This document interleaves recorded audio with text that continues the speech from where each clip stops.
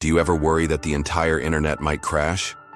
In today's hyper-connected world, the idea of a worldwide digital blackout seems more like a disaster movie than a realistic scenario. And yet, it nearly happened not once, not twice, but 3 times before the turn of the millennium.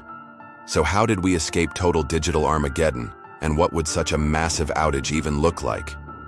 Stick around because we're about to find out. Imagine if YouTube videos never existed. No cat clips, beauty vlogs, or funny home videos. You may be thinking, yay, more time for reading a book or talking to your friends in person. But it turns out our lives have become a lot more dependent on the internet than most of us realize. Check this out. We're watching a 5-minute video. Someone else uploaded. Let's pretend that person lives halfway across the country. When you click play, signals travel through fiber optic cables carrying data about the video, like where to find it on a server. Those servers are linked to other servers. So if there's an issue with one server, the video will still play. Since your internet connection is constantly fluctuating, that data needs to be sent and received in small packets. If one packet gets lost, the video may buffer. But usually another copy of that packet will arrive soon after. And if there's a problem with your local server, chances are your internet provider has backup servers it can quickly reroute your request to. Every step of the way, your requests are being processed by computers that are essentially robots, following very specific instructions called code. All these failsafes protect us from the chaotic reality of over 60,000 websites going down every day. But what happens when things go terribly wrong? Well, let's rewind the clock to 1997. We're in an alternate present where systems and software weren't as robust as they are today. The internet was not as heavily used, which meant it was much more fragile. If something went wrong, it could potentially take the whole thing down. And that almost happened in February, when a US company called Cisco Systems released a new software update for its routers. Routers are devices that direct internet traffic, and they were in their infancy back in the 90s. They were expensive, complicated, and struggled to keep up with the growing amount of data they were processing. This patch was supposed to fix some routing issues, but it ended up introducing a new one. Without proper safeguards, bad data could slowly fill up a router's memory, eventually overwhelming it and shutting it down. Now, bad data is usually filtered out by another piece of software called BGP, or the Border Gateway Protocol. But this update affected the way BGP worked, meaning the bad data slipped through unnoticed. By April, users reported strange problems. Some websites were showing old versions of themselves. Other sites were completely unavailable. And then several high-profile sites went dark. CNN, Yahoo, and Amazon were just a few of the big names that fell victim to the faulty patch. At first, nobody knew what was happening. Some suspected hackers, others blamed server meltdowns. But by now you probably know that this weird internet illness had a name, the 1997 internet worm, and its effects were about to get worse. Not long after the worm spread to Europe, infecting 25% of all routers on the continent within days. Italy was hit especially hard. Major companies like Fiat and Olivetti lost access to the internet, along with government agencies and emergency services. For 2 whole days, the worm caused widespread chaos. Airports couldn't communicate with airlines or make reservations. Credit card transactions were blocked, stranding travelers and costing airlines millions. And emergency services couldn't use phone lines because they were overloaded with people trying to book flights. Now here's where things get interesting. The worm didn't discriminate. Whether you were a multi-billion-dollar corporation or a casual internet surfer, you were equally vulnerable to the chaos. And that's exactly what made this event so terrifying. No one knew who was behind it. To this day, the creator of the 1997 internet worm remains anonymous.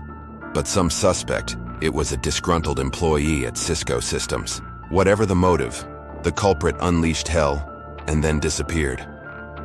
After 2 days of pandemonium, the worm abruptly stopped spreading and everything returned to normal. But not before sending shockwaves around the world. So how did we escape total internet Armageddon? And what would such a massive outage even look like? Well, to answer the second part of that question, let's consider what actually happened during the great internet blackout of 2008. On February 2008, a 51-year-old divorcee named Andrew Lee started doing what he loved, playing online games. But he wasn't playing alone. Like thousands of other gamers, he was logged into the massively multiplayer game Lineage 2. As he fought dragons and battled foes, the overworked servers struggled to keep up. And as the night wore on, the stress became too much for one of the servers. It went down and took 7% of the entire internet with it. By the next morning, people were panicking. Who was behind the attack? How many systems were infected? Would the internet collapse entirely? But while the disruption lasted only a few hours, the damage was done. In the age of smartphones and social media, even a small outage can cause massive panic. Imagine a large-scale internet blackout in today's world. Here's what a worst-case scenario could look like. The lights flicker at a data center, servers beep erratically, and somewhere deep in the heart of a supercomputer, a single bit of data is flipped from 0 to 1. A single bit, a single point of failure. That's all it takes. The dominoes begin to fall. Social media goes offline. Stocks plunge as trading platforms freeze. Television stations lose the ability to stream their channels online. GPS and mapping apps stop working. People stranded in unfamiliar places start to panic. You try calling 911, but you can't get through. The cellular network is down, with landlines. Hospitals struggle to contact doctors on their way off shift. Flights are grounded as planes circle the skies, unable to land. Traffic lights go dark.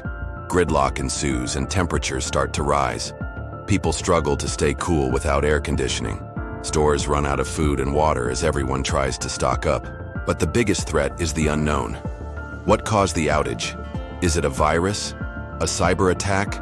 Natural disaster? Without functional internet or cell service, information stops flowing. Conspiracy theories spread like wildfire. Everyone's wondering who's responsible, what's the true extent of the damage, and when it will end. It feels like the world is ending. After a week, things begin to normalize. Essential services slowly come back online. People return to work, cautiously optimistic that everything will be okay. But they'll never forget what happened. The fragility of their lives, the dependence on technology, the sudden darkness that descended upon them.